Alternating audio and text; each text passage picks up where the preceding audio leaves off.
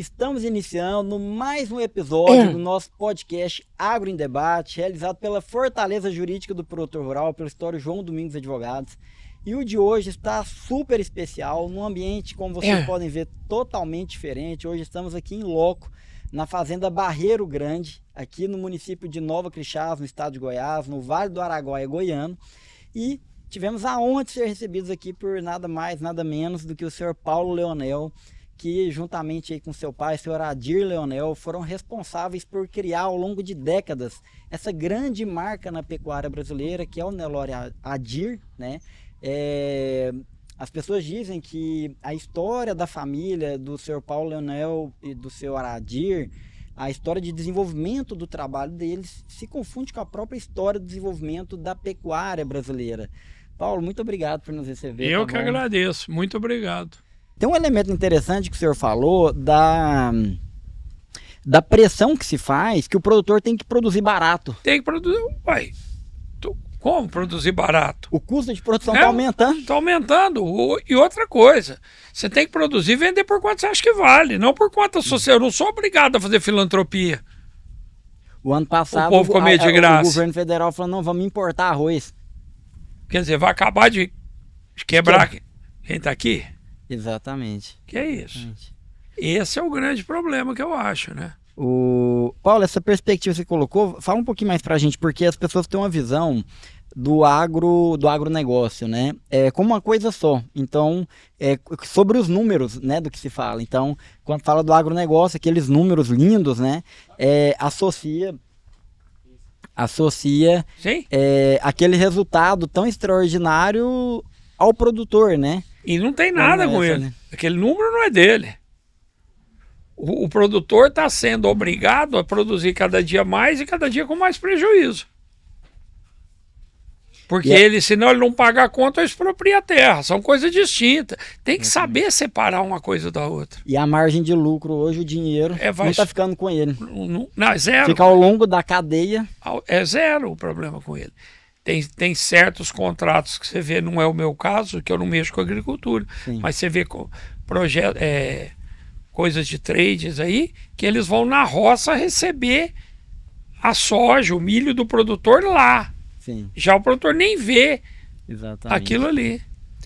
E ele fica numa situação muito vulnerável dentro do mercado, né? Muito, muito vulnerável. Não tem o que falar. Tava me recordando aqui de uma perspectiva interessante, Paulo, da gente falar de negócio, porque assim, quando a gente vê o sucesso, que é a trajetória do Nelore Adir, e qualquer negócio, qualquer empresa, ninguém faz nada sozinho, né? Lógico. É feito de pessoas. Como que foi construída essa visão, assim? Como que era a relação do seu pai com as pessoas e a sua também, né? Só o melhor possível. Toda pessoa que trabalha com a gente é um companheiro nosso, é um amigo da gente. Tem o pessoal que está aqui, tem 20 anos que está aqui, 25, 18, 14. Caramba. Vem para ficar. São poucos novos que estão integrando. Estão integrando porque alguém aposentou. Entendi. Paulo, é tão interessante porque hoje, naturalmente, você vê muitas pessoas reclamando da dificuldade de contratação no agro, né? Porque, de fato, tem poucas pessoas que estão interessadas em estar trabalhando, mas nessa perspectiva de uma gestão adequada, você consegue estar... mas a mão de obra, a tendência dela é ficar ruim, porque trabalha num país de assistencialismo, né?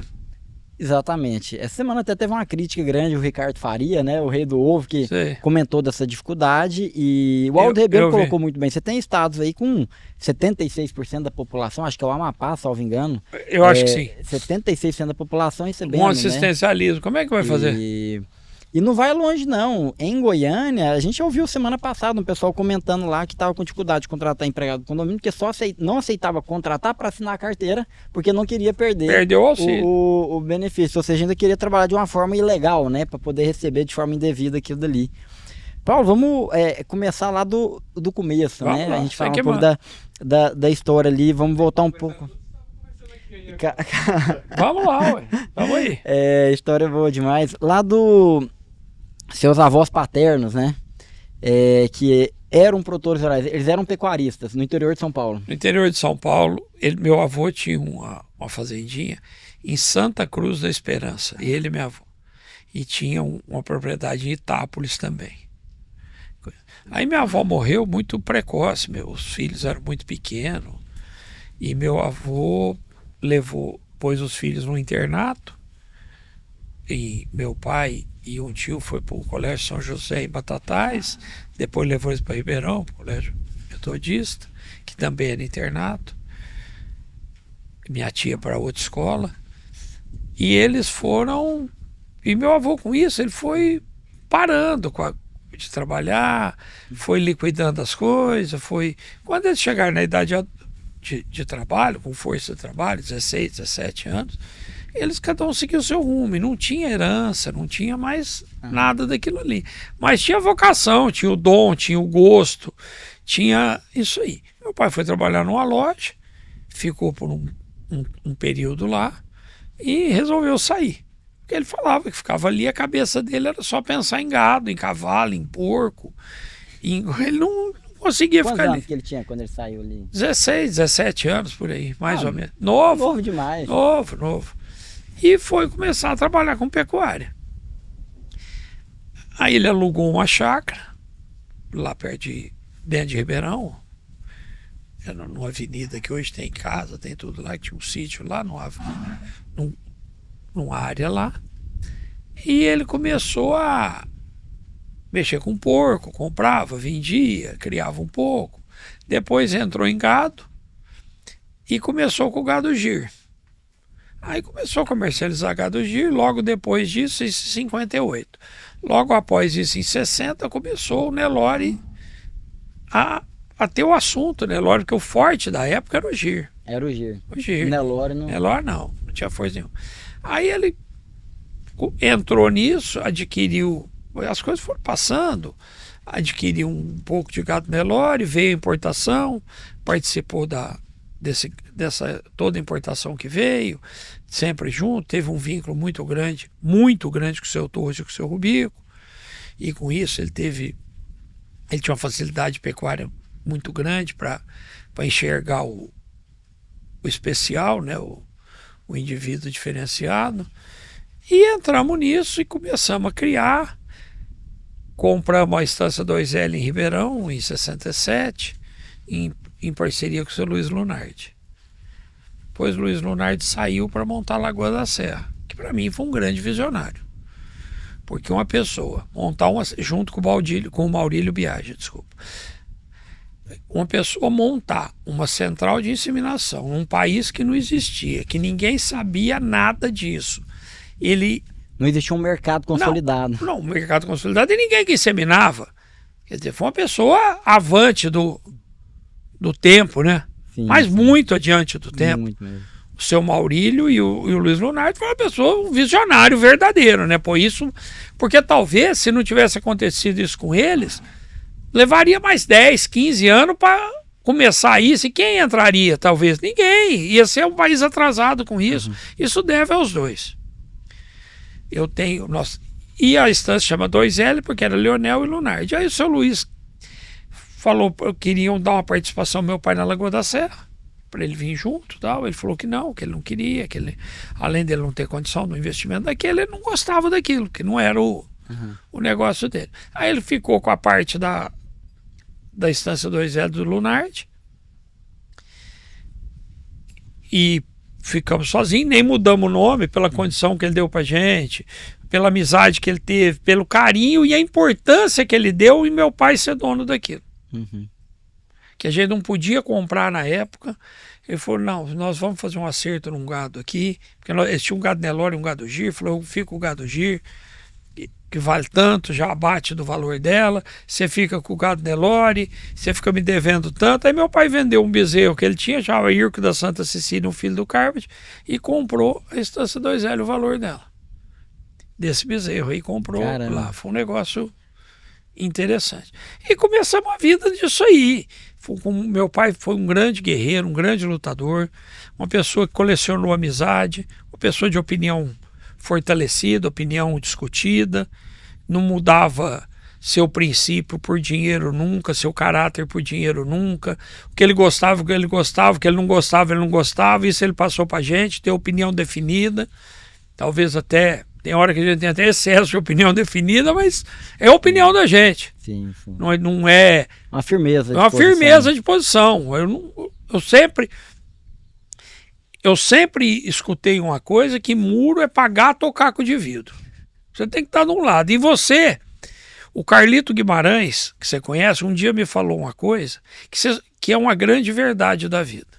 Que você só é respeitado pelos amigos e pelos inimigos quando você tem posição.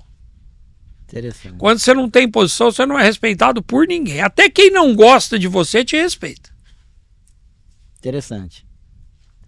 Faz todo sentido. Todo sentido. Você só é respeitado quando você tem posição. A ser respeitado até pelos inimigos. Pode até não gostar de você, mas ele te respeita. Com certeza. E quem não tem posição não é respeitado por ninguém. É um respeito momentâneo pelo dinheiro. E é verdade ou não é? Com toda certeza. É um respeito momentâneo pelo dinheiro, pela posição social, por qualquer outro motivo desse. Um respeito, vamos dizer assim, de interesse. E de um momento hoje que a palavra está valendo muito pouco. A palavra, bem pouco. Que é o que a gente aprendeu, bem o oposto disso. Seu pai, ele naquela época, é aquela época que a palavra ali, aquele negócio firmado, a palavra tinha mais valor que o papel escrito. Até hoje, isso para nós ele sempre passou e nós sempre cumprimos. O que vale é o que falou. Vale é o que falou. Falou, acabou. Não tem outra coisa para... E seu pai se colocou que ele começou primeiro com o GIR ali em 1957, 58, por aí. Naquela chácara arrendada, e depois ele foi indo, e aí foi quando ele foi entrando mais no Nelore. No Nelore em 1960. Entrou pelo Dr. Sintra, que era até foi pessoa que comprou o IRCO nosso depois. Entrou pela mão do seu Torres, que era a mãe dele, até a dona Olinda, e depois criou uma amizade, um lastro de amizade fraternal muito grande com o seu Torres. E o seu Rubico, que era uma pessoa de uma amizade ímpar, e o Chico, e com a família, continuou a amizade. Eu já vi você falando muito, Paulo, do feeling que seu pai tinha com a questão do gado, né? Esse feeling é um negócio assim isso que é igual, difícil de descrever. Mas não tem como muito descrever isso. É uma coisa que ele sempre falou pra gente. Eu falava, pai, mas no começo, depois eu nem perguntava mais. Eu falava, pai, mas me explica. Eu falava, não tem jeito de explicar. Isso você sabe ou não sabe. Você não vai aprender em livro, não vai aprender com ninguém, porque o equilíbrio tá no olho. Caramba. Não existe você desenhar um animal e ele não tem equilíbrio. Hoje eu vejo muito, a pessoa fala do animal, mostrando o animal, mas ele está falando de outro, não é daquele. Interessante. Ele não é daquele animal que ele está falando. Ele está falando de outro animal. E ele decorou uma informação e usa em qualquer animal. Entendi. E eu fico assim, impressionado de ver que pouca gente contraria, porque às vezes quem não contraria porque... não, muita gente, pouca gente contraria. Quem não contraria, porque tá achando aquilo também, porque também ele não tá falando daquilo ali, ele tá falando de outro animal. E isso aí você não passa para ninguém. Eu não sei se minhas filhas vão aprender isso, porque não tem como eu ensinar também. Sim. Tinha uma questão muito profunda, de uma certa passagem, que você foi decidir uma questão da inseminação de uma vaca, e aí ele falou... não foi nem decidir, foi aqui na fazenda, com os meninos até aqui. Ele não acasalava o gado, faz mais de 30 anos. Eu que fiz todo o acasalamento, 100% do acasalamento, e lá em Ribeirão, lá na chácara, o Marquinho, ele às vezes que fazia, mas pouquinho gado, logo que vai vender, coisa. Então, 99% do negócio eu fazia aqui com a ajuda, às vezes o Marquinho vem, o Tony, o Grande, os meninos que estão aí, a gente coisa, mas sempre eu direcionando o acasalamento. E um dia ele chegou aqui e falou assim para mim, você não está usando o Taju? Falei, não pai, eu não estou usando o Taju. Você não gosta dele? Eu falei, eu gosto, acho ele boi sensacional, mas eu acho que ele pode manchar muito e tal, eu não usei ele por isso aí. Ele falou, não, manchada da raça, tá tudo certo. Usa ele. E fazia, sei lá, 25 anos que ele não falava de um acasalamento. Eu falei, tá bom, eu vou usar ele. Falou, usa nessa vaca aqui. Mostrou uma vaca X. Falei, tá bom, eu vou comprar umas doses dele. Até o Jaiminho Miranda deu as doses. Eu vou comprar umas doses dele e vou escolher umas vacas nesse biotipo para usar. Ele falou, não. Usa só nessa vaca, não precisa usar em outra. Ele falou. Eu falei, pai, mas tem muita vaca de pedigree, biotipo parecido com essa. Falou, não perde tempo, não, usa nessa vaca aqui. Só nela, pode usar só nela. Aí, falei, beleza. Ligamos pro Jaiminho, eu liguei, meu pai ligou, eu liguei, não sei. Ele deu umas doses de SEM para nós do Taju e fez um AFIV dessa vaca. Nós fizemos muito pouco AFIV, bem pouco. O gado nosso ficou um gado muito igual, um gado muito puro e muito forte geneticamente. Então eu não dependo de vaca nenhuma. Nasce qualquer animal de qualquer vaca. É mesmo? É, você entendeu? Porque ficou isso já há muitos anos. Há muitos anos. É um gado muito homogêneo, tanto de pedigree, como de biotipo, como de força genética, disso tudo. Aí eu usei nessa vaca. Aí nasceu o Zenu, que é um boi de central nosso hoje. Aí eu peguei nos outros anos. No outro ano eu falei, não, vou usar mais esse boi em outras vacas. E nunca mais deu nada. Não deu aquele resultado. Não deu nada. Não sobrou nada no gado. Só sobrou aquele macho. Quer dizer, é uma coisa... interessante, né? Interessante, muito interessante. Aí que eu falo que é um dom, né, disso aí, que a intuição disso aí. Isso é uma passagem interessante com ele. Paulo, como é que foi esse desenvolvimento? Assim, hoje é muito natural a questão do leilão, né? Mas como é que foi o início de vocês na questão do leilão? O início nossa questão de leilão foi até uma forçação de barra minha. Tá? Isso foi. Que eu queria fazer um leilão. Do gado de vocês? Do gado nosso. Queria fazer um leilão. Um leilão nosso, o leilão do Adir, até esse nome quem pôs foi um filho do seu Rubico, o Ado, que era dono da Remate. E nós acertamos, como vai chamar? Leilão do Adir. Tem outro nome para chamar. Porque sempre punha leilão com o nome, né? Leilão, tal, leilão do fulano, leilão. Sem algum mote, alguma propaganda, né? Leilão, campeão, leilão. Falou, não, leilão do Adir. Não, tem que ter. Mas isso foi no final do negócio. E meu pai não queria fazer. Ele não queria fazer. Isso a gente está falando da década de 80. Em 86, 87. Falou que não, que só fazia 25 anos que ele criava. Não tinha história suficiente? Não tinha história suficiente para fazer um leilão. Eu falei, não, pai, pelo amor de Deus, para com bobagem, para com isso. Para com... Não tem lógica. Um leilão com 25 anos que eu estou criando, eu vou fazer um leilão, não tem net. E eu fiquei argumentando, e ele sempre me escutou muito comercialmente, assim, nós sempre tivemos uma sinergia muito grande comercial. E ele também, lógico, mas estou dizendo assim, por eu ser mais novo, e eu era muito menino, coisa tal, mas eu sempre tive uma facilidade de relacionamento comercial muito, muito grande.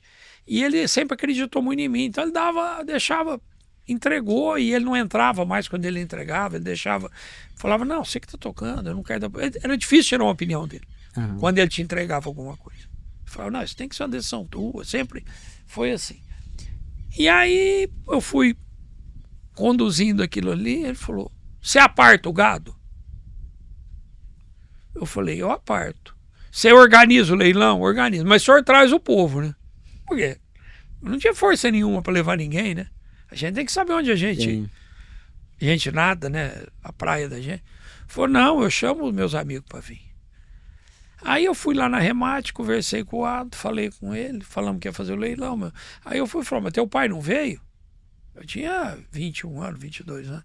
Falei, não, mas o que eu combinar tá combinado, mas isso aí não tem problema não.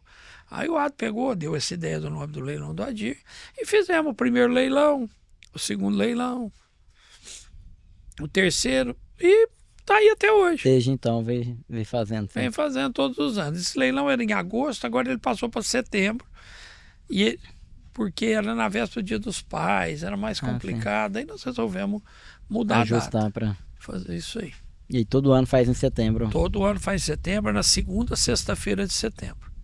E aí vai passando o ano preparando ali, selecionando. Não, o gado nosso é um gado de pouco preparo, que é um gado muito adaptado à realidade do país, é um gado de pouco custo.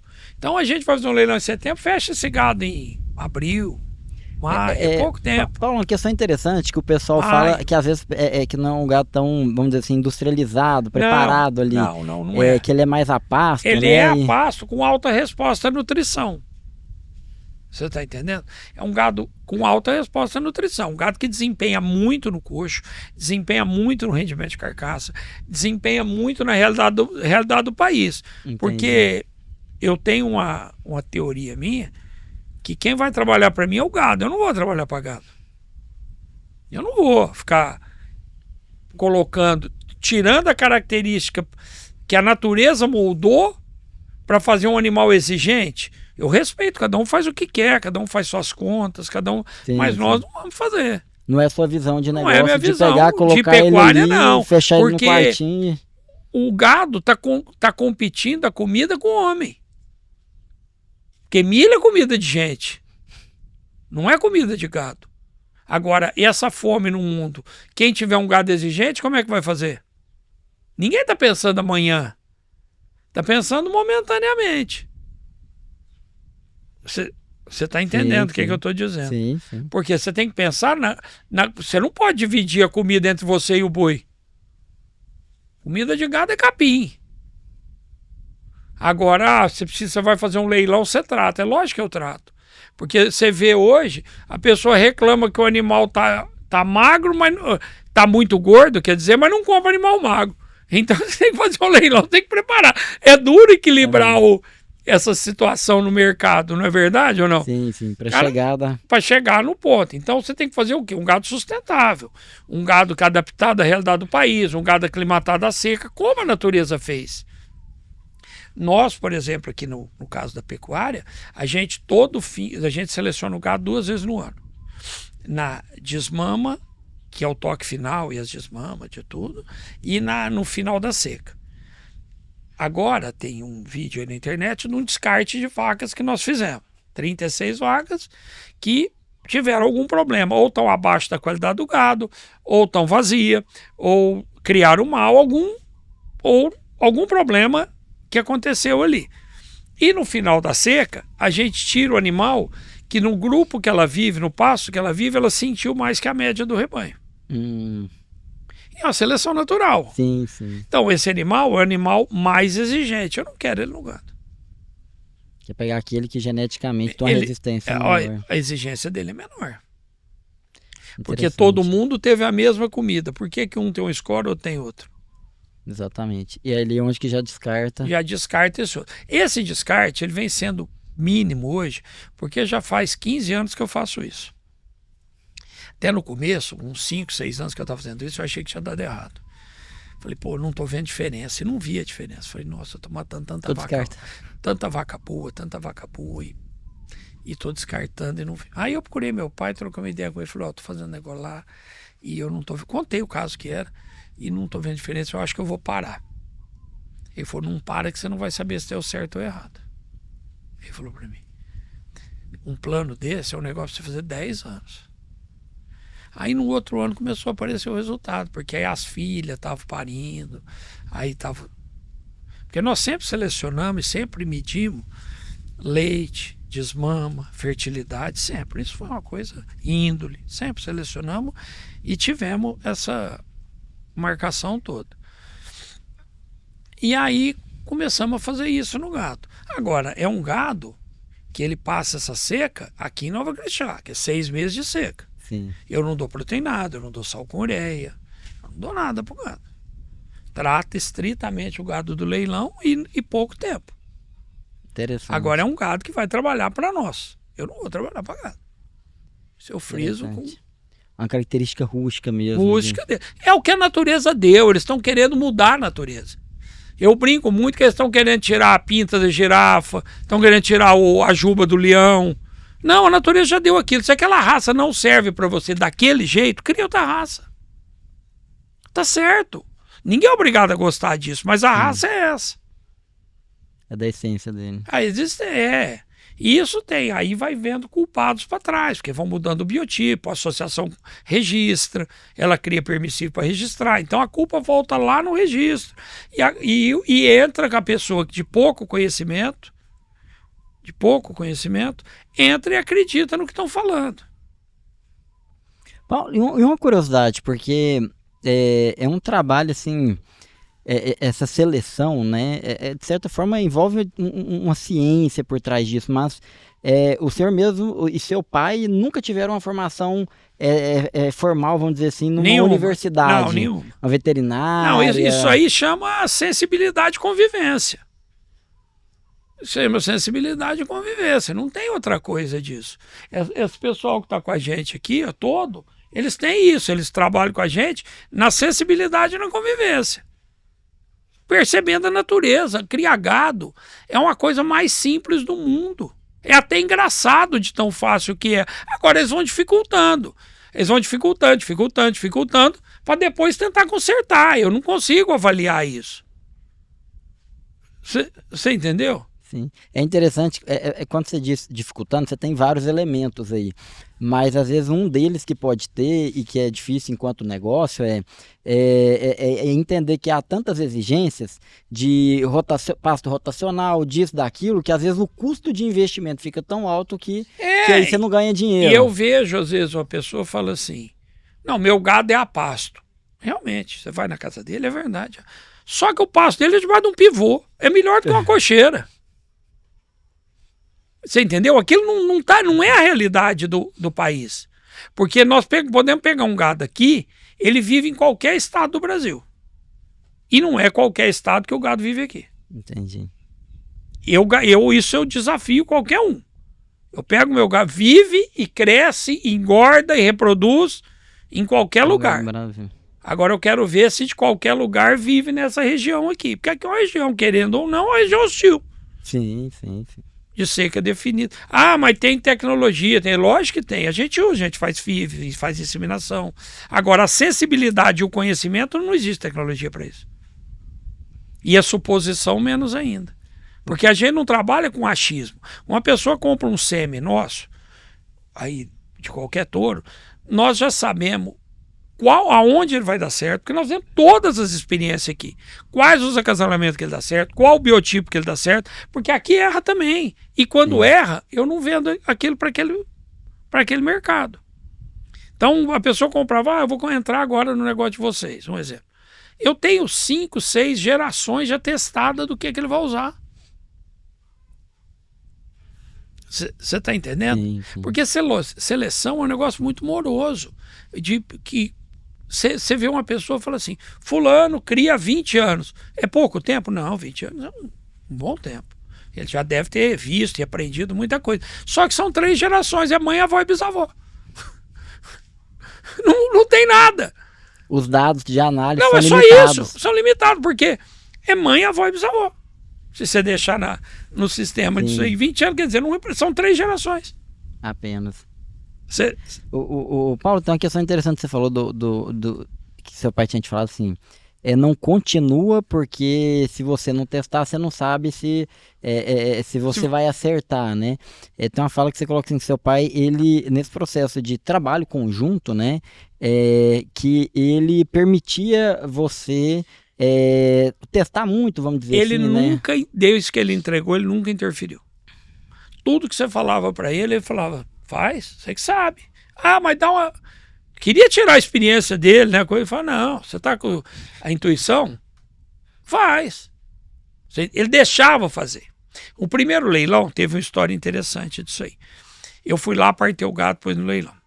Aí, beleza. Aí, ele não falou, não, mostrei o gado para ele. Ele falou, ótimo, é esse aqui? Então vamos mexer. Vamos preparar, vamos engordar, vamos tratar, vamos arrumar, vamos fazer. Aí, acabou o leilão.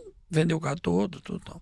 E teve, acho que 3 ou 4, 2 ou 3 animais, poucos animais, que foram mal vendidos. Mas nós temos um princípio de mercado que a gente não defende gado.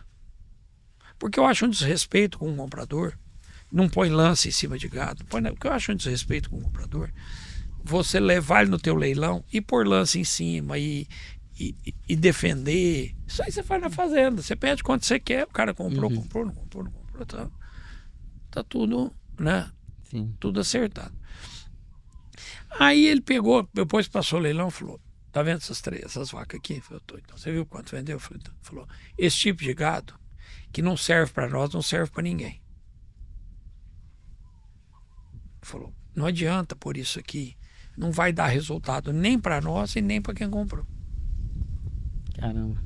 E isso é uma lição muito grande, que você passa a ver que você tem que... pai, mas por que você não falou? Eu não, você que está fazendo. Deixa ver, vamos ver o fim disso. Porque às vezes tinha quantos anos ali, Paulo, nessa época? Eu tinha 22 anos. 22? 22 anos. Que baita lição. Ué, não é? Falou, isso aí não deu resultado, não vai dar resultado para nós, financeiro nenhum, e nem para o comprador.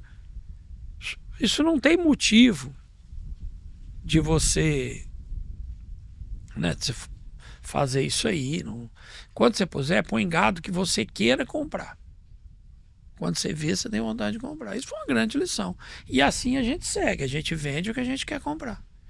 Se aparecer um animal do jeito que a gente vende, na linhagem que a gente gosta, nós somos comprador.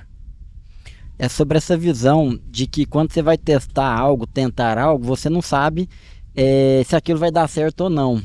E aí você fala daquela perspectiva igual você compara com um jogo de futebol. Como é que você vai tirar o pé da bola do atacante ali no começo? No começo se você falar, não sabe o que vai ser a jogada que pode surgir lógico, lá no final. Como é que você vai atrapalhar o cara com a bola? Você não sabe se ele vai chegar no gol ou não. Deixa tentar, né? E isso ele foi bacana com a gente. Porque realmente ele entregou. Entregou e deixava acontecer e não interferia para fazer isso. Eu acho que essa foi uma grande lição.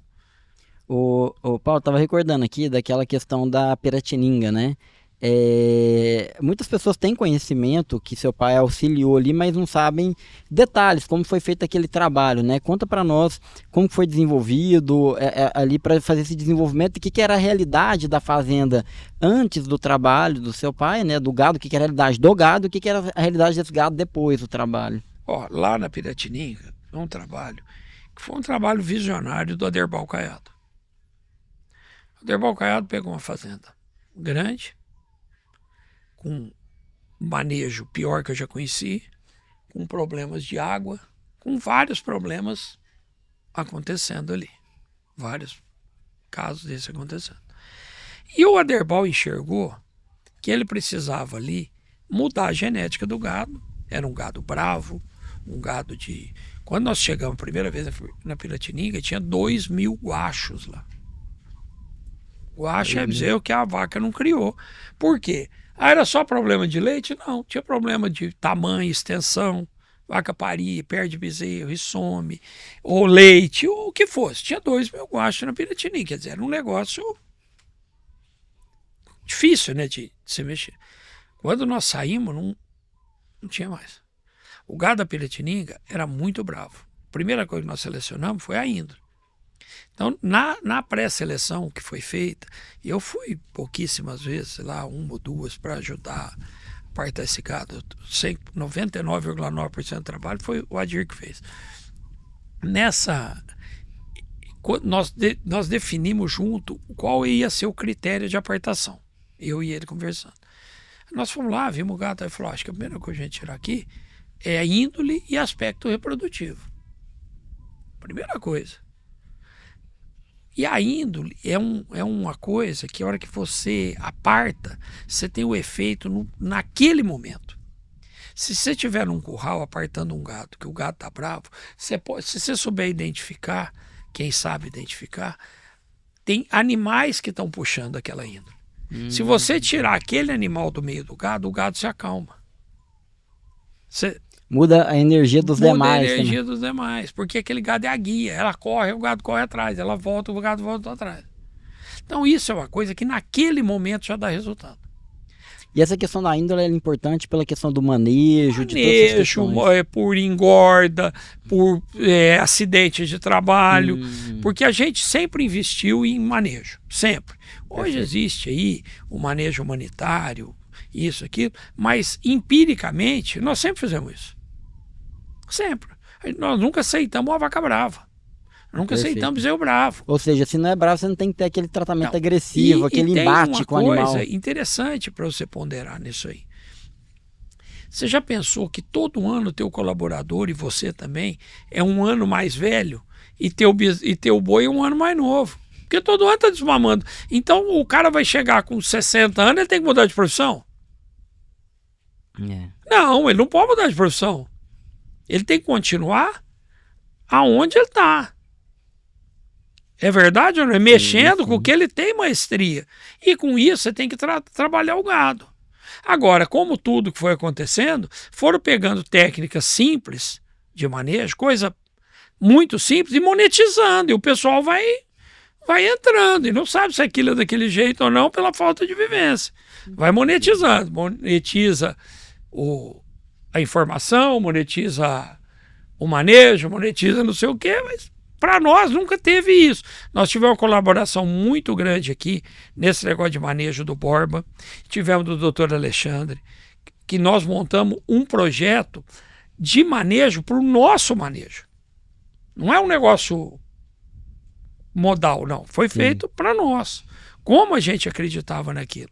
O Borba ajudou muito, o Alexandre muito nisso aí que fizeram. Perfeito. Lá na Piratininga eram quantos animais? Como é que foi essa seleção? Ficaram nessa triagem? selecionadas 30 mil vacas.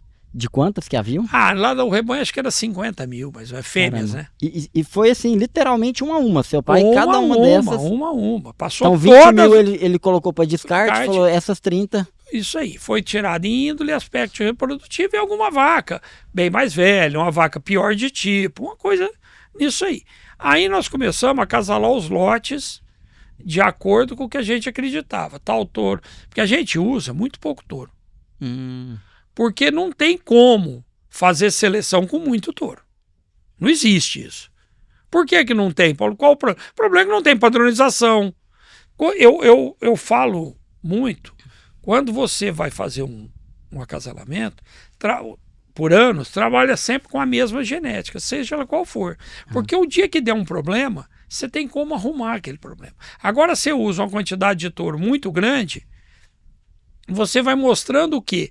Uma hora o teu gado está pequeno, uma hora ele está grande, tem uma vaca pequena, uma grande, uma do chanfre curto, uma comprida, uma selada, uma tentação. Como que você vai arrumar isso? Isso é muito complexo. Como que você vai arrumar isso? Não tem como arrumar Você isso. simplifica a operação. É o tal da salada mista.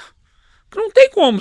E quem não quer padrão? Você vai comprar uma picanha no mercado, você quer o quê? Você vai comprar lá 5 picanhas para fazer um churrasco, ou 5 contra filé, ou brisket, seja o que for. Você quer todos o mesmo tamanho, Perfeito. mais próximo possível, com a mesma cobertura possível. Claro. Concorda comigo? Claro. E padronização vem da onde? Da raça. E para ter padronização tem que ser puro. Não adianta mestiçar o gado e ter o registro que ele é puro e que ele vai padronizar. Você está entendendo? Sim. Tem gente que não tem noção, pessoas que falam até para mim, recentemente mesmo, tem uma gente que tem N vezes. Não, você está preocupado com a orelhinha e com a cabeça. Eu falei, não, eu estou preocupado com transmitir o que ele dá. E quem transmite o que dá é o puro. Ele tem essa orelhinha e tem essa cabeça. Senão ele não transmite. Isso vem, eu já falei isso 100 vezes, vem da lei de Mendel. Cruz ervilha lisa com lisa e lisa com rugosa. Você lembra da escola como era a lei de Mendel. Então é isso. Agora estão criando uma dificuldade na pecuária. Criando uma coisa... Criando dificuldade para vender facilidade, eu acho que é, no fim. E... ali nesse trabalho que seu pai fez a triagem e também foram quantas doses de sêmen? Na primeira venda foram 90 mil doses. Começou 90 mil doses. Começou acasalando 15 mil vacas no primeiro ano, que foi o que o Aderbal conseguiu, que é um horror, né? Nossa. Ele foi um monstro lá dentro, né? Organizou, deixou a Piratininga como uma fazenda modelo, né? Ele fez isso aí como uma fazenda modelo. Aí ele fez isso aí, depois foi crescendo, nem um ano teve menos de 15 mil doses, foram 6 anos, teve ano de 25 mil, ano até de 35 mil doses. Caramba. Então teve outras vendas dentro dessa, você entendeu? E aí esse trabalho durou quantos anos? 6 anos. 6 anos esse trabalho. 6 anos esse trabalho. E aí quando finalizou ali, saiu com a sensação de dever cumprido ali, que muito. transformou E uma o rebanho. gratidão muito grande ao seu Marcelo, na época era o Igor, o Júnior, que eu não o conheci, só conheci o Igor e tem um relacionamento muito estreito com o Igor, com a Érica, pessoas da mais alta estima que eu tenho. Conheci o seu Marcelo, uma pessoa que me tratou sempre muito bem. Depois o Aderbal saiu, entrou o Cláudio, aí já estava terminando o contrato e nós entregamos o trabalho pronto, que foi uma satisfação muito grande para nós ter a conclusão daquele trabalho. E uma curiosidade, porque eu vejo muito a questão do seu pai nessa perspectiva, então, da seleção, do leilão, a gente tem esse trabalho lá na Piratininga, um trabalho diferente, né? Um trabalho atípico. Não, assim. É um trabalho de seleção. Seleção, você vai andar aqui com a gente seleciona galo, cachorro, porque seleção é tudo igual. Não, o que eu digo assim, é porque geralmente é um trabalho que ele fazia internamente, vamos dizer assim, mas ele fez isso em outras fazendas não, também? fez lá na Piratininga e nós, a DIR, nós temos esse trabalho com a nossa equipe de inseminação. Então a gente faz esse trabalho, nós temos 16 projetos desse em pequena escala, lógico, não tem nenhum, nem pode nem chegar perto disso. 16 trabalhos desse em desenvolvimento com pessoas que têm a fidelidade da genética DIR por um período de tempo para a gente transformar o rebanho dele. Ah, sim, perfeito. Isso que eu queria entender. Então esse trabalho também, em outra escala, naturalmente, ele também foi desenvolvido. Foi e é desenvolvido até hoje. Em quais estados? Goiás, tem aqui também? Em Goiás, tem no Mato Grosso, tem no Nordeste, tem vários estados, tem São Paulo. Que interessante. Você tem ideia, Paulo, do que é o efeito do Nelore Adir a nível de Brasil, por exemplo? Quantidade de doses que foram vendidas? Eu tenho de tudo. Nós temos hoje um mercado de mais de 2%, quase 3% das doses de Nelore PO vendidas no Brasil. É mesmo? Isso aí. E isso foi um negócio único, porque nós fomos os pioneiros, hoje tem outros, não muitos, mas tem, a sair da central de inseminação, coletar em central habilitada pelo mapa. Nós coletamos na Central Bela Vista, deixa claro, porque tem gente que às vezes explora que a gente coleta na fazenda, não é verdade, inclusive é crime coletar na fazenda para comércio, você entendeu? Entendi. Então nós não fazemos nada errado, e montamos um centro de distribuição todinho. Quem entrar no nosso Instagram, lá tem o nome dos vendedores, tem tudo, que atende vários estados do Brasil, e os estados que não são atendidos, que não tem ali, nós temos como atender com outros com vendedores de outros estados que faz. E esses projetos nós estamos sempre aptos a fazer também, sempre pronto para tudo. É até difícil estimar a quantidade de gado que foi produzido no Brasil a partir disso e das gerações que se vieram posteriormente. Né? Isso aí é uma coisa que foi feito muito, né? E especialmente nessa região que a gente está aqui, do Vale do Araguaia goiano. Houveram muitos pecuaristas dessa região que também foram adquirindo, que também tiveram... Muito. A região que o pessoal conhece é o rebanho nosso, que investe na nossa genética, que acredita, e outra, até uma coisa lógica, um gado criado aqui, desenvolvido aqui, adaptado aqui, o resultado dele é o sentido de você comprar de outro lugar, né? Só a pessoa raciocinar isso aí até. Não é? Interessante. E, Paulo, nessa jornada, né, que é uma... Você está com quantos anos, Paulo? 60. 60 anos, né? Qual que é a sua visão? Porque você enfim, conheceu toda essa trajetória, participou, vivenciou essa trajetória da pecuária brasileira.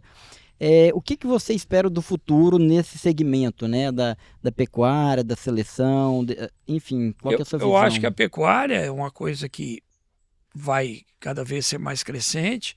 O mundo vai precisar do boi que nós temos, que é o boi verde.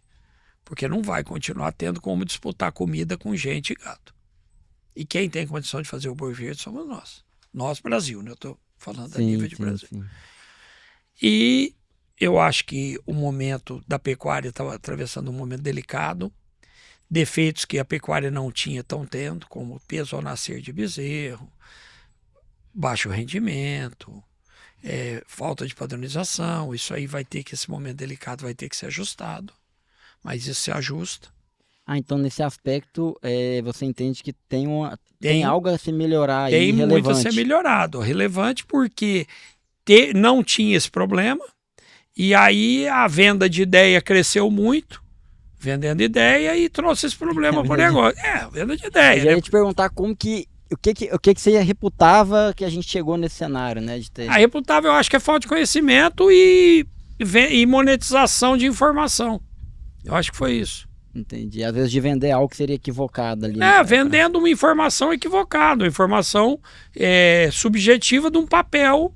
E que fez piorar a qualidade do gado. Fez piorar muita coisa que está acontecendo no gado hoje. Mas isso, se usar a genética certa agora, isso se ajusta, essa padronização volta, o gado está despadronizado, o gado tá ficando branco. Gado Nelore está diminuindo. Quem ficou nessa linha vai ser beneficiado com isso, eu não tenho dúvida. E o mais importante, eu acho que o governo precisa se atentar agora para a real situação da agropecuária como um todo, tanto a lavoura, porque tem uma mistura muito grande, como nós falamos hoje. O agronegócio é um e a agropecuária é outro.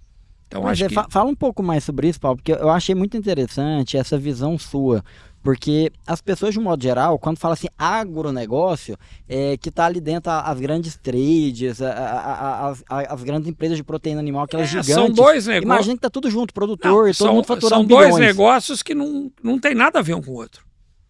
O agronegócio, ele existe, é pujante e lucrativo. Ele é quem? O banco, a turma da Faria Lima, o vendedor de trator, o frigorífico, a trade, o adquirente como um todo. E não acho que eles estão errados. Eles estão na posição deles. Sim. Eles estão defendendo o lado deles. Tem muita gente que às vezes fala de um frigorífico, de outro eu falo, não, o frigorífico está na posição dele. Sim.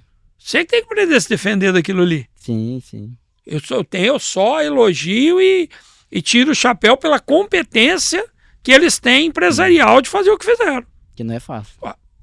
É coisa... Porque não é qualquer um que faz, né? Sim. Você vê grandes marcas aí que saíram do nada e fizeram um império, agora pela competência deles. Agora, eles contam a história, acredita quem quer. É verdade ou não é? Não é? Sim, sim. Tem só que parabenizar nesse sentido. Agora, a agropecuária é o outro lado. É quem está produzindo, que está numa situação dificílima, que está tentando cada vez produzir mais e vai fazendo um efeito contrário a ele, porque quanto mais produzir, mais oferta, menos preço.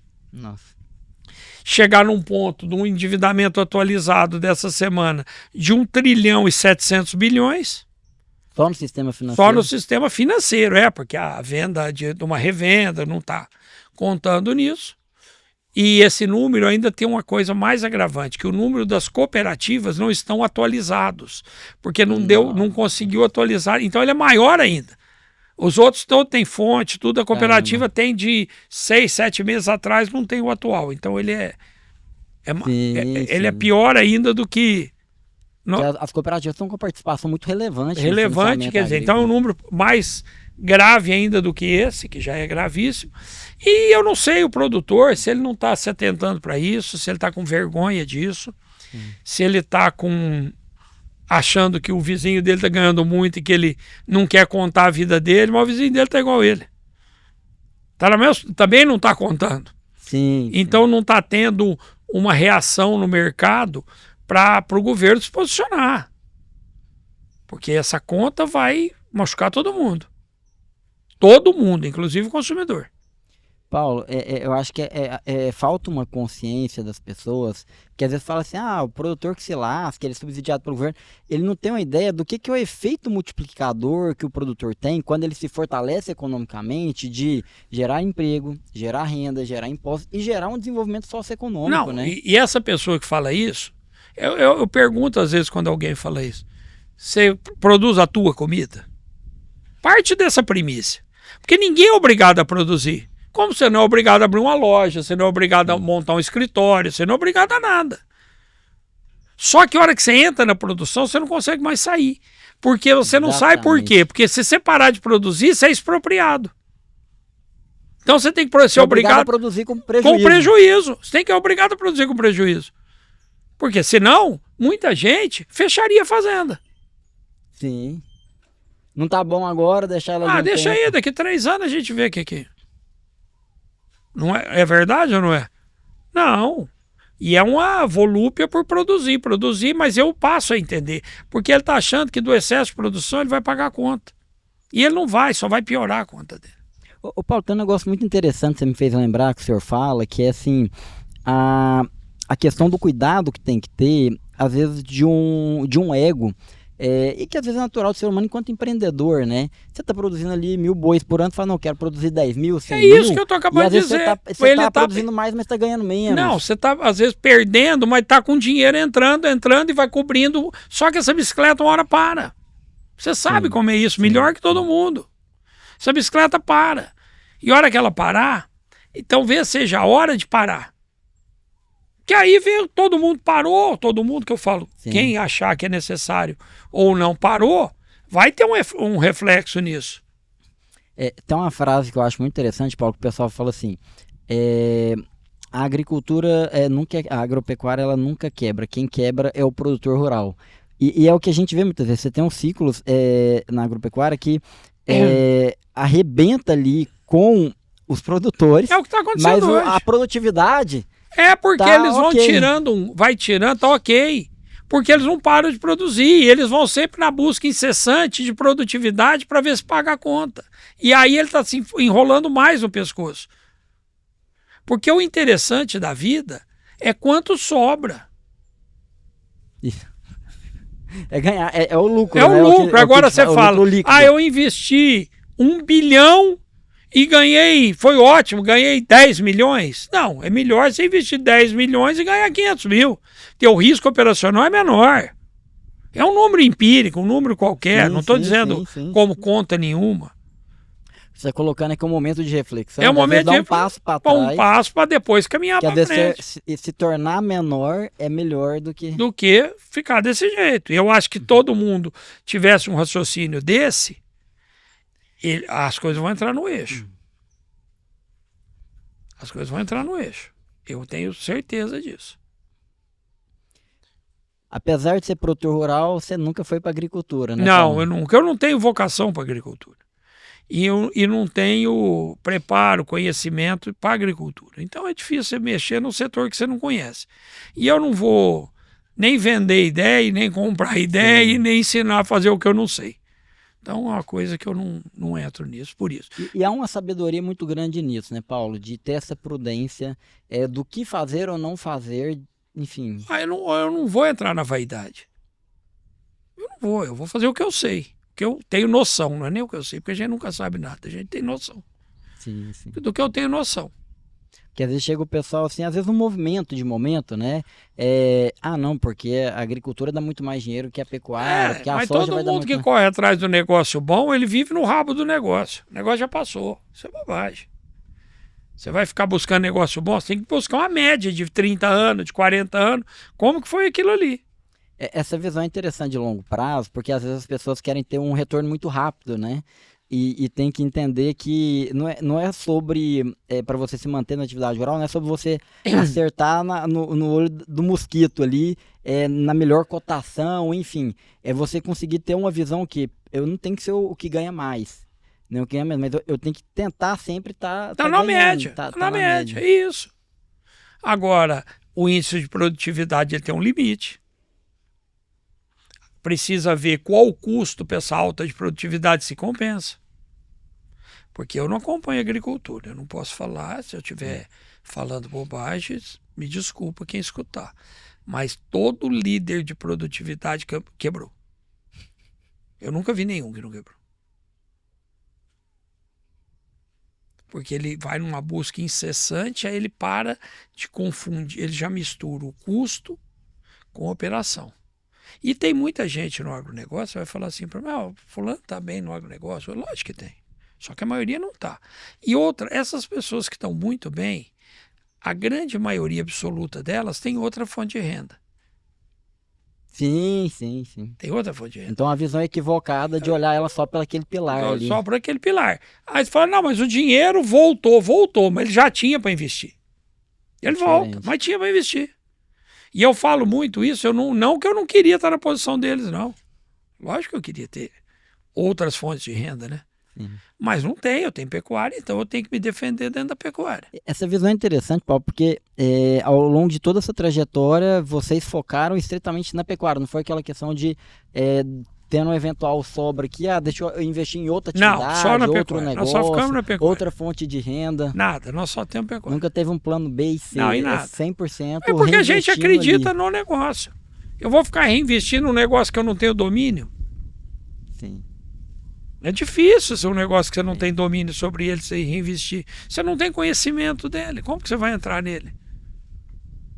Não... Paulo, eu estava lembrando aqui agora, que a gente estava conversando um pouco antes da gente iniciar, sobre essa propriedade que a gente está aqui, né? Barreiro Grande, né? Conta um pouco para nós como que foi essa trajetória, que hoje a gente está aqui, ela toda formada, pastagem linda. Meu pai veio para cá em 12 de março de 80. Ele comprou aqui, ele veio ver 45 anos. 45 anos. Ele veio ver uma fazenda. Nós fomos desapropriados de uma área em Ribeirão e era um dinheiro muito pouco. E estava começando a inflação e tentou comprar a fazenda em São Paulo, não conseguiu. Ele veio aqui em Aruanã ver uma fazenda. Aí ele chegou aqui em Aruanã, a pessoa falou, olha, realmente estava para vender. Não tinha internet, não tinha telefone, aquela dificuldade. Mas começou esse negócio de inflação, eu prefiro não vender agora, até verdade do corretor.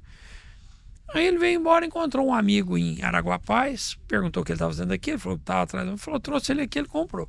Que não tinha nada, tinha um pastinho aqui na porta, um outro pasto aqui do lado formado. O resto era tudo mato, Tudo cerrado. mato, cerrado, em pé. E tinha um curralzinho de varão em pé aqui perto, casinha pequenininha. E aí ele começou, falou, comprei, não gostei, longe, difícil, mas pelo menos empatou o dinheiro. Na hora que apareceu um negócio, a gente sai disso aí e tal. Aí em 85, acho que foi 85, 86, mais ou menos, ele me entregou. Aí, como eu falei no começo, quando ele entrega. E aí eu comecei a formar aqui. Fui formando tudo, arrumando tudo, fomos ajustando tudo. E só para o pessoal visualizar, né? Que para quem não conhece a região, sair ali de Ribeirão até Goiás Velho eram quantos quilômetros? De Ribeirão a Goiás Velho são 750 quilômetros, era só pista simples. Pista simples. De Goiás para cá, mais 250, que na época era de terra. De terra. Estrada de terra. E a infraestrutura, que a logística que tinha, a cidade mais próxima era Mozarlândia. Mozarlândia, mas era uma cidade muito pequenininha, estrutura nenhuma. Então tava com maquinário aqui. Não tinha hotel, era pensão. Não tinha nada. Época de chuva, daqui em Goiás Velho era quantas horas de viagem? Demorou. Daqui, até depois você passar a Mozarlândia, até melhorava, sim. Viajava. Mas daqui para Mozarlândia que era um grande problema. Porque as estradas, esse trecho aqui de casa, que são 25 quilômetros, você não sabia muito que hora você ia chegar, porque tinha encravador, ponte que caía. Não sei o que, às vezes levava 5, 6, 7 horas para chegar na cidade. Andar 25 quilômetros. Andar 25 quilômetros. Ou seja, tudo era mais difícil, mais lento, né? Para se conseguir transformar. Tudo mais lento, tudo. Para fazer essa transformação aqui. Exatamente. E sempre com a pecuária aqui. Sempre com a pecuária. Ou seja, participaram dessa construção esse Vale do Araguaia goiano, que é uma referência no Brasil. Nós vimos na pecuária, tudo né? acontecer aqui. De 80 para cá, vimos tudo.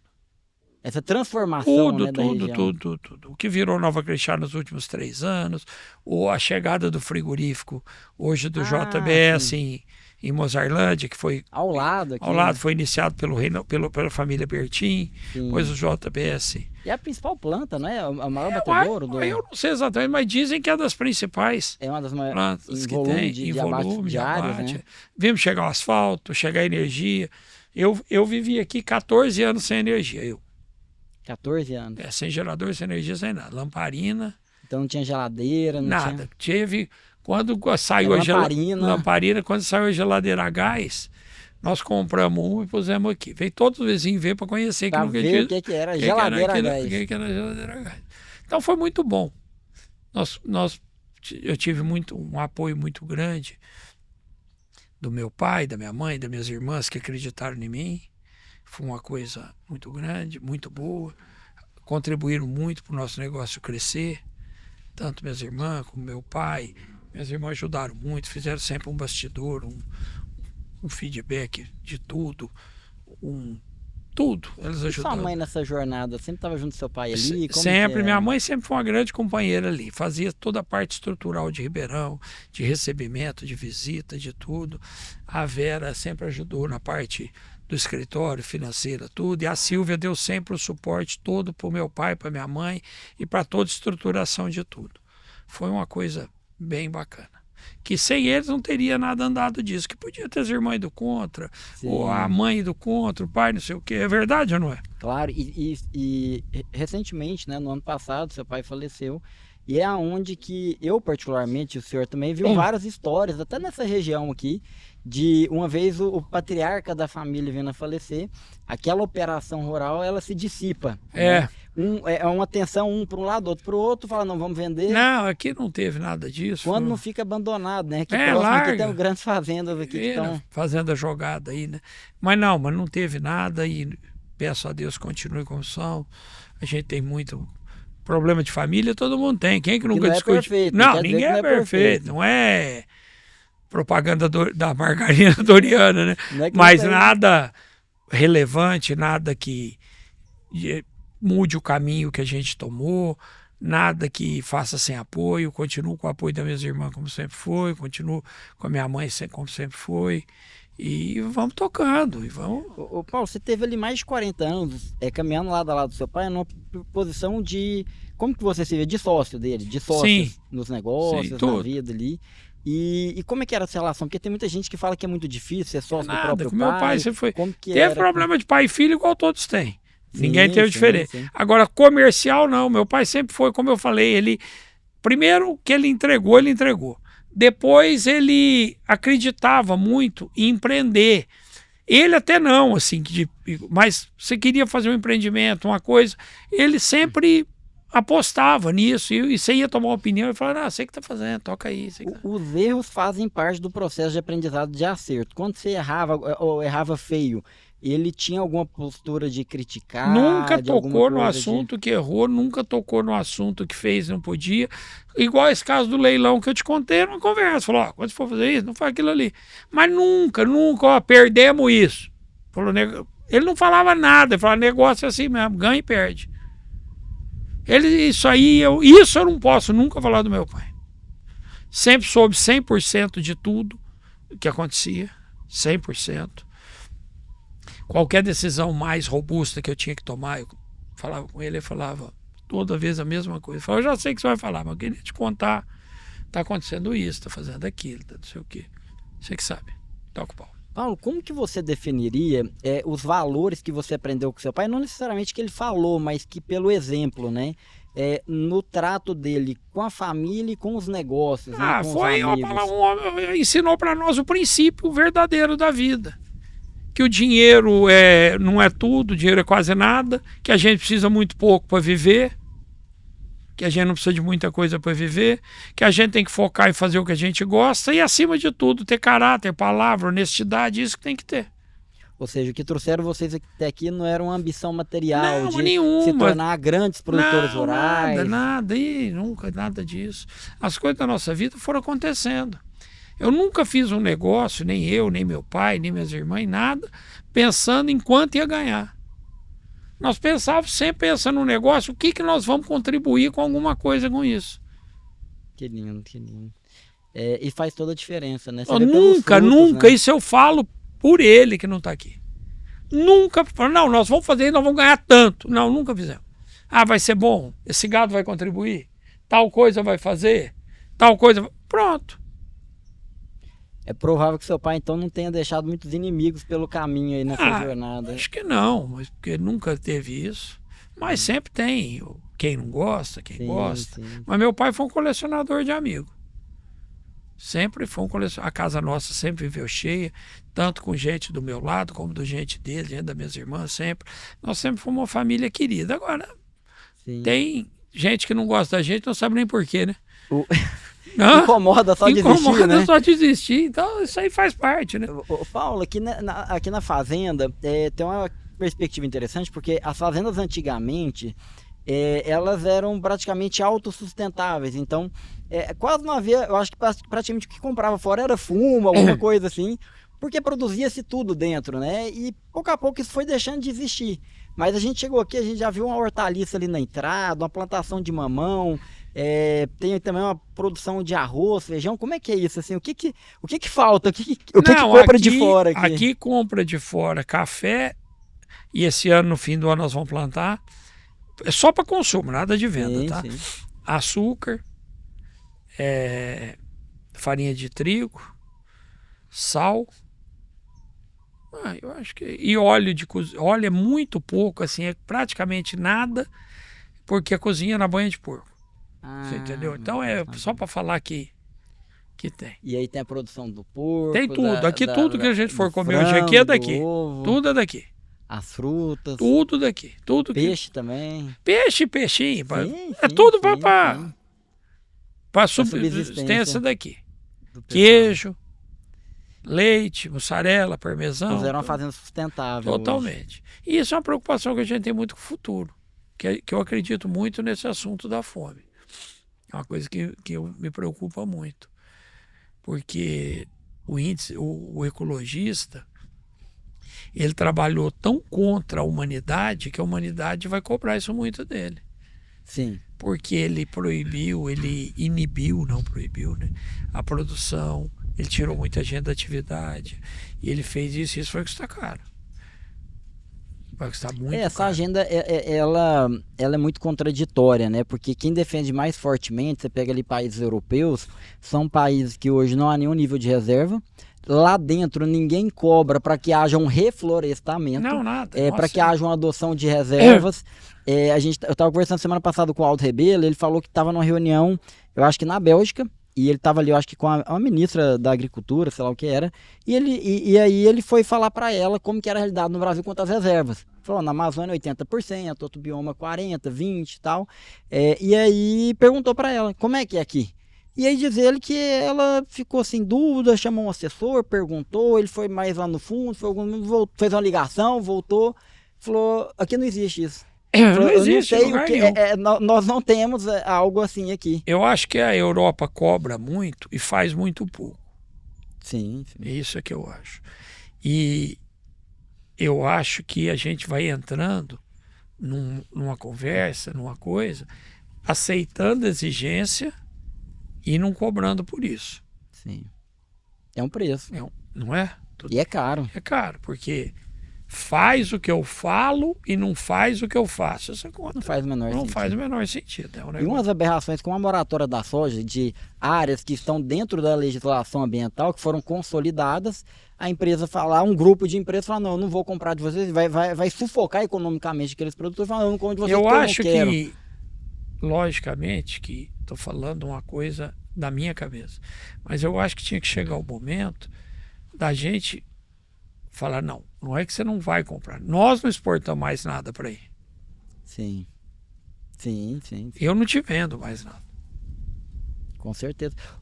Parece que o Brasil, nas suas políticas externas, não utiliza desse poder de barganha que ele possui. Não, eu não vou te vender mais nada e o não entra mais nada seu seu aqui, acabou. Ele determina, né? Acabou. Nós vamos sofrer aqui dentro um pouco com isso, mas é 1 ano, 2, depois busca outros mercados e normaliza. Igual recentemente agora, teve a liberação da vacina de aftosa lá, que não vai ser. Eu acho que a consequência disso, deixo aqui registrado, e um dia vai ser muito maior do que o benefício. Na minha opinião. Nós vamos ganhar um mercado de tal lugar. Não, realmente. Quem vai ganhar é o agronegócio. A agropecuária não, primeiro. Segundo, qual a importância disso? E amanhã, se acontecer um surto de febre aftosa, vamos dizer, numa central de inseminação, vai matar todo o patrimônio genético do país? Acabou. Entendi. Vem num fornecedor de gado de leite no Paraná, que tem os melhores que existe. Aí vai matar todo o gado daquele cara. Acabou com a genética nacional do país. E em detrimento de um benefício que vai vender uma parte para o Japão. Uma fatia, talvez. Você entendeu? Sim. Uma parte para não sei aonde. Eu acho que é uma troca muito ruim. Essa é a minha visão do negócio. Sim.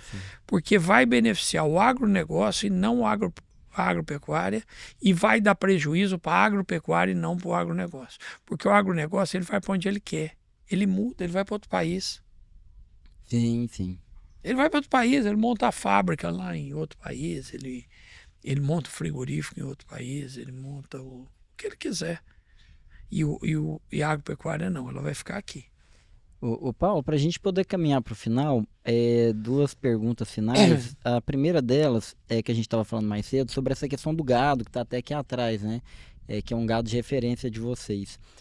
Dentro desse processo de seleção do Nelore, um processo histórico que vocês vêm fazendo, fala para nós essas características que são aferidas, né? Para se dizer, olha, esse aqui é um bom animal para poder... Primeira coisa para a gente, vamos falando nós, Adir. Nós temos que conhecer todo o pedigree daquele animal, o importado até 1900, o que for POI até 1962, teve a importação, né, que antes não tem como saber a origem, e o gado nacional, o mais longo possível. Grande parte do nosso gado nós temos pedigree conhecido até 1906, o que não é POI, o que é PO. que nós temos muito, tem uma confusão no mercado, que nós temos muito gado POI, não temos isso. Nós trabalhamos com linhagem pura, nós temos POI, mas trabalhamos com linhagem pura, PO ou POI. Então, esse pedigree vai te dar o conhecimento do que tem no histórico daquele animal. Se a avó foi boa produtora, se a bisavó, porque um reprodutor, na verdade, ele é alicerçado em mãe. É isso que faz a coisa. Primeira coisa é você conhecer o pedigree. Por isso que eu não acredito e acho que quem está entrando nisso não vai chegar em lugar nenhum, é quem mexe com gado LA. Isso é só a fonte de receita para a entidade, mais nada. Porque não vai chegar em lugar nenhum. Você não sabe de onde veio. Você não sabe qual a raça que está ali, qual o problema que você vai levar. E aonde você vai chegar daqui 20 anos se o que tem um gado bom já tem 20 na tua frente. Você nunca vai chegar em lugar nenhum. Então, eu acredito. Primeira coisa é isso. Depois, você olhar o biotipo do animal. Você começa pelo aprumo do animal. O aprumo tem que ser perfeito para o dorso ser plano. Porque se o dorso não é plano, porque o aprumo não é perfeito. É com a casa que você movimenta ela. Esse dorso plano, ele vai te dar uma chegada de cupim larga, vai te dar volume de carne, vai te dar carne no dianteiro, pouca barriga e carne no traseiro. Um animal, ele é dividido em 3 cortes. 47%, que é o traseiro com o contrafilé, que chama serrote, com a parte de cima, 40% de dianteiro e 13% de costela. Esse é um animal equilibrado. O mais próximo disso possível é isso aí. É o ideal. É o ideal. Então não adianta ser um animal com 14, 15 de costela que ele tomou carne de algum lugar. E nem de dianteiro que ele tomou de algum lugar. E você consegue aferir isso aí depois do abate? Consegue aferir no abate. Você confere no abate e confere nas medidas reais que você faz do animal. Então isso aí é o que vai te desenvolver. Aí depois você vai analisando a produtividade desse gado. Quanto a fertilidade, a habilidade materna, que é o leite, a produção anual dela está inserida na fertilidade, o desmame com animais acima da média da raça. Isso na realidade que a gente faz. Sim, sim. É isso que nós fazemos. Entendi, perfeito.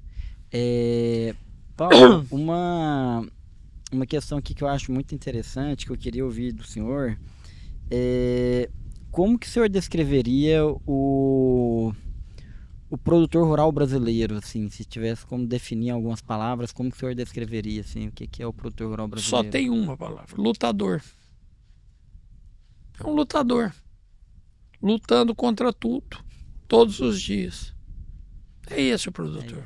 O retrato dele é esse. E sempre sendo combatido. Um lutador. Um incansável lutador. Incansável lutador. Já tinha finalizado aqui, mas me recordei de um último ponto interessante, Paulo, a gente avaliar assim, o que é o rendimento, né? Assim, na última linha ali, o que é o rendimento de carcaça que esse gado gera, né? E eu vi uma fala sua uma certa vez que você mencionava ali um grande produtor e que numa quantidade bem significativa de um gado ali que tinha a genética de vocês, tinha alcançado um rendimento assim bem acima da média, de forma recorrente, né? Sim, e foi muito gado. Ele deu, dentro do comparativo do confinamento dele, deu quase 2% a mais do rendimento de carcaça do que do outra parte do rebanho. Qual que era a quantidade de animais? Era 30 e tantos mil animais. 30 e tantos mil. E qual que foi mais ou menos o rendimento que teve? Deu acho que 58 e pouco por cento a genética nossa e 56 e pouco a outra genética. Isso aí determina o lucro da atividade. Sim, sim. Concorda? Claro. Perfeito. Paulo, maravilhoso. Muitíssimo obrigado eu que agradeço o programa, aqui. A visita, tudo. E é uma grande honra. Particularmente aprendo muito com essas histórias da agropecuária brasileira, e com o senhor não tinha como ser diferente, já tinha uma expectativa alta, mas foi além, e muito obrigado. Eu que agradeço a visita de vocês. Minha casa está sempre à disposição. Quem quiser visitar aqui, estamos sempre de porta aberta. Quem quiser conhecer uma fazenda de um fazendeiro, é só vir aqui. Estava esquecendo aqui, a lembrança aqui, que a gente... Opa! Dá uma pequena lembrancinha aqui do nosso podcast. Nossa! Deve ter alguns, não, né? Mas... Não tem não, você acredita? Esse aqui não, é o primeiro. Esse aí Muito obrigado aqui, coisa linda. Na roça Aí, ó. é sempre bom, né? Um canivetinho aí. Sensacional, muito obrigado.